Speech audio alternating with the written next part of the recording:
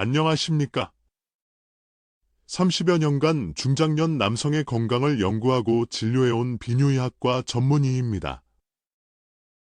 혹시 나이가 들면 성은 자연스레 멀리해야 하는 것이라는 통념 속에 자신을 가두고 계시지는 않으신지요?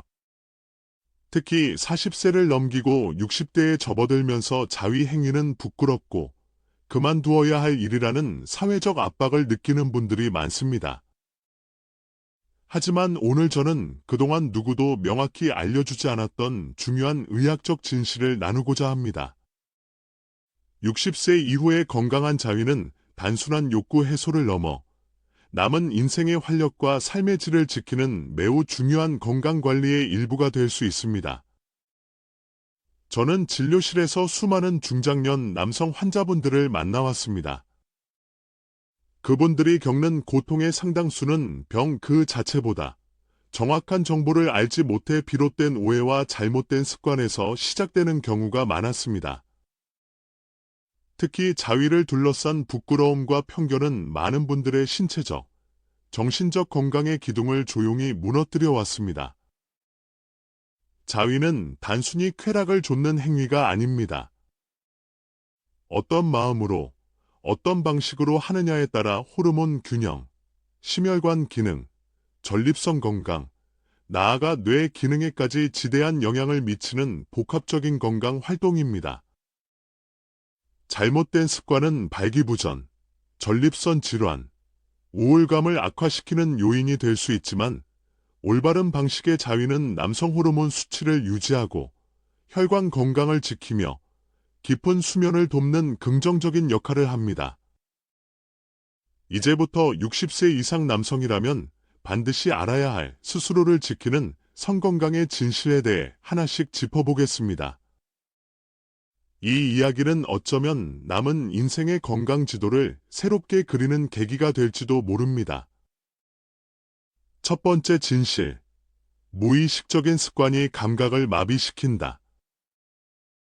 많은 남성분들이 진료실에 들어와 조심스럽게 꺼내는 이야기가 있습니다.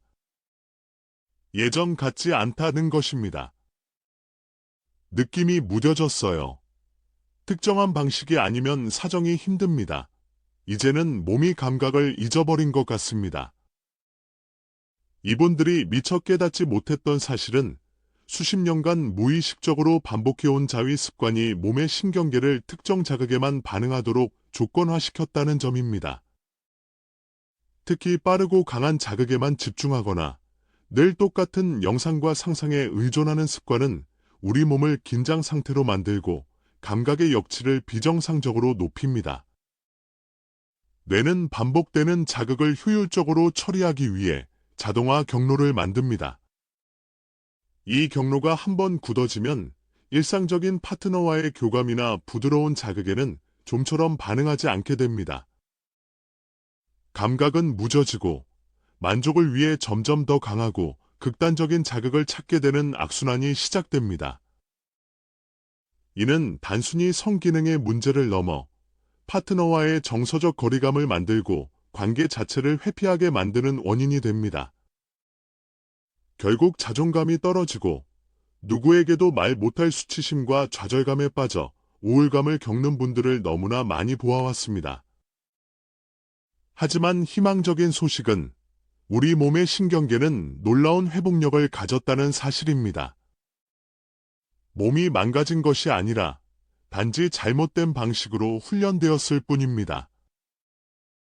따라서 기존의 기계적인 패턴에서 벗어나 자신의 몸과 감각에 다시 집중하는 의식적인 노력을 통해 얼마든지 건강한 반응을 되찾을 수 있습니다.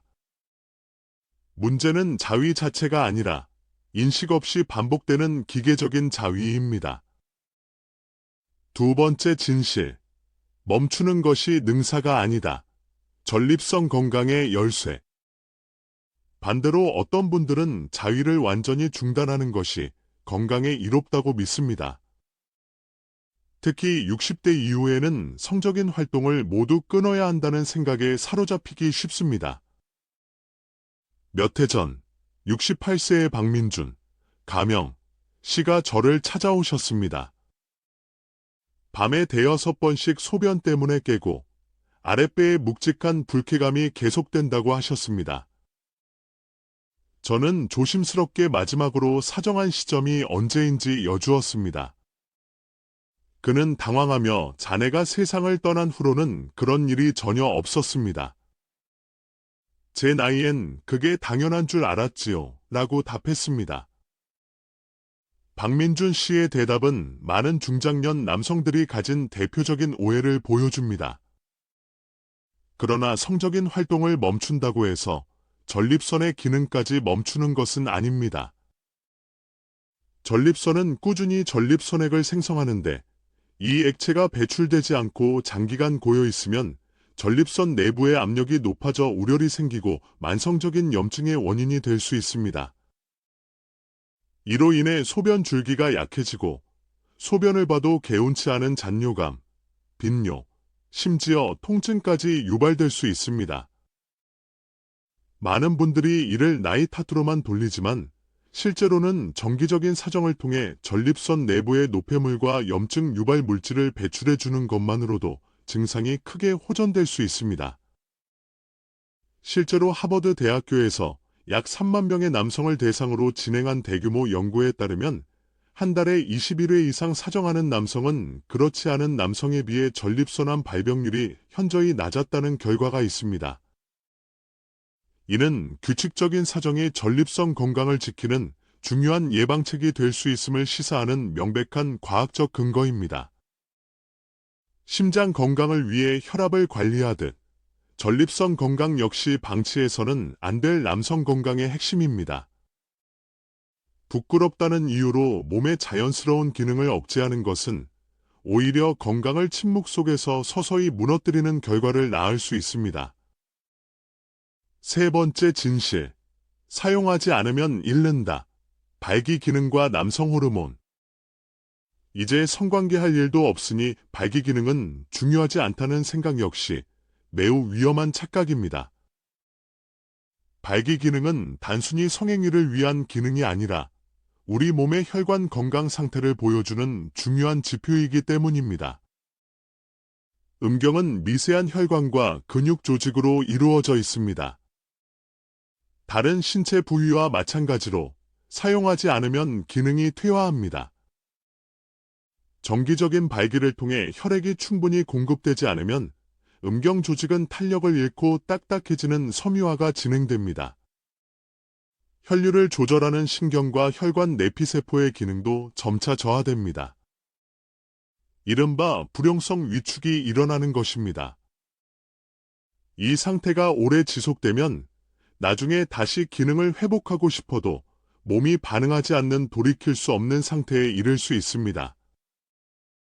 이는 나이 때문이 아니라 사용하지 않았기 때문에 발생하는 문제입니다. 이와 더불어 남성 호르몬인 테스토스테론 역시 사용의 원리에 큰 영향을 받습니다. 테스토스테론은 근육량, 활력, 자신감, 인지 기능을 유지하는 핵심 호르몬입니다. 성적 자극이나 활동이 완전히 중단되면 우리 뇌는 이 기능이 더 이상 필요 없다고 판단하여 호르몬 생성을 줄입니다. 이는 무기력, 복부 지방 증가, 수면의 질 저하 등 전신적인 노화 현상을 가속화시키는 원인이 됩니다. 73세에 은퇴한 소방관 김성진, 가명 씨는 누구보다 강인했던 분이었지만 진료실에서 만난 그는 어깨가 축 처지고 눈빛에 힘이 없었습니다. 테스토스테론 수치는 기준치에 겨우 걸쳐 있었죠. 그는 이제 와서 그럴 이유가 없다며 성적인 관심을 스스로 차단하고 있었습니다. 하지만 파트너가 없어도 스스로의 몸에 관심을 갖고 긍정적인 자극을 주는 것만으로도 뇌와 호르몬 시스템은 다시 활성화될 수 있습니다. 중요한 것은 나는 여전히 살아있는 존재라는 생물학적 신호를 몸에 꾸준히 보내주는 것입니다. 규칙적인 자가 자극은 조직의 건강을 유지하고 호르몬 균형을 지키는 단순한 쾌락을 넘어선 필수적인 건강 관리입니다. 네 번째 진실. 인위적인 자극은 뇌를 바꾼다. 포르노의 영향. 앞서 기계적인 자위 습관의 위험성을 말씀드렸습니다. 이 문제를 심화시키는 가장 큰 요인은 바로 현대의 포르노 콘텐츠입니다. 과거의 성인물과 달리 오늘날의 인터넷 포르노는 클릭 몇 번만으로 끝없이 더 새롭고, 더 강하고, 더 비현실적인 자극을 제공하도록 설계되어 있습니다. 이러한 과도한 자극에 반복적으로 노출되면 우리 뇌의 보상 회로는 점차 둔감해집니다. 그 결과 현실 속 파트너와의 자연스러운 교감이나 부드러운 스킨십에서는 더 이상 만족을 느끼지 못하게 됩니다. 뇌가 인위적이고 강렬한 자극에만 반응하도록 재편성되는 포르노 유발 성기능 장애가 나타날 수 있습니다. 발기력이 저하되고 사정이 어려워지며 결국 포르노 없이는 성적 반응 자체가 불가능해지는 상태에 이르게 됩니다. 이것은 취향의 문제가 아니라 뇌의 구조와 기능이 실질적으로 변하는 생물학적 현상입니다. 이러한 손실은 수치심, 불안, 자기혐오로 이어져 깊은 정서적 고립을 초래합니다. 하지만 당신은 결코 고장난 것이 아닙니다. 우리 뇌는 60세, 70세 이후에도 놀라운 가소성을 지니고 있습니다. 회복의 첫걸음은 과도한 시각적 자극에서 한 걸음 물러나 자신의 몸이 가진 본연의 감각, 상상력, 그리고 감정과 다시 마주하는 것입니다. 인위적인 이미지가 아닌 진짜 나 자신과 연결되는 시간을 되찾는 것이 중요합니다. 마지막 진실, 가장 깊은 고립은 자신과의 단절에서 온다. 지금까지 나눈 모든 이야기의 근원에는 고립이라는 문제가 있습니다. 타인과의 단절보다 더 무서운 것은 바로 자기 자신과의 단절입니다. 나이가 들면서 우리는 사회적으로 또 스스로에게 이제 그럴 나이는 지났다는 메시지를 주입합니다. 자신의 몸을 만지고 스스로의 존재를 다정하게 확인하는 접촉의 언어를 잃어버립니다. 하지만 접촉은 사치가 아니라 신경계가 건강하게 살아있기 위한 필수적인 언어입니다. 따뜻한 손길은 스트레스를 낮추고 유대감을 높이는 옥시토신을 분비시키며 면역계를 활성화하고 심장을 안정시킵니다. 자신의 몸을 만지는 행위를 멈추는 순간 뇌는 이를 존재의 단절로 받아들입니다. 감각은 무뎌지고 이제 아무것도 느낄 수 없다는 잘못된 확신에 빠지게 됩니다. 이는 욕망이나 발기력의 상실을 넘어 삶에 대한 감각과 정체성 자체를 잃어버리는 가장 깊은 손실입니다. 이러한 고립은 우울증, 심장질환, 인지기능 저하, 나아가 조기 사망의 위험까지 높인다는 것이 의학적으로 증명되었습니다. 이 모든 변화가 단순히 나이 탓이 아니라 어쩌면 너무 오랫동안 자신을 외면한 결과일 수 있다는 사실을 기억해야 합니다. 결론. 다시. 당신 자신과 연결될 시간입니다. 여기까지 긴 이야기를 함께 해주신 당신께 의사를 넘어 한 인간으로서 진심으로 전하고 싶습니다. 당신은 고장 나지 않았습니다. 이미 늦은 것도 아닙니다. 그리고 무엇보다 당신은 혼자가 아닙니다. 포기할 필요도, 자책할 이유도 없습니다. 세상이 침묵을 강요할수록 우리는 더욱 진실하게 자기 자신과 연결되어야 합니다. 회복의 시작은 거창한 곳에 있지 않습니다. 그저 하루 단 10분, 누구의 방해도 받지 않는 조용한 공간에서 당신 자신에게로 돌아가는 시간을 가져보십시오.